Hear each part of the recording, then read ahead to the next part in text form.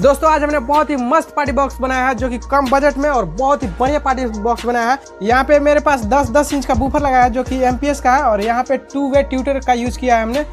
ये 150 वाट का बूफर है, एक बूफर 150 वाट का, ये भी 150 वाट का है और 20-20 वाट का ट्यूटर है।